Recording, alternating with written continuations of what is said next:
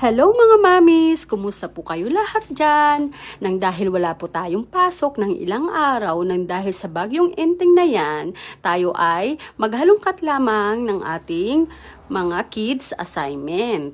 Oo, ayan na nga mga mamis, meron nga silang assignment sa kanilang books. At nakalagay ay paste pieces of colored paper to color the tree below. Puti na lang mga mamis, meron tayong tindahan. Meron akong tinda ng mga colored papers sa ating store.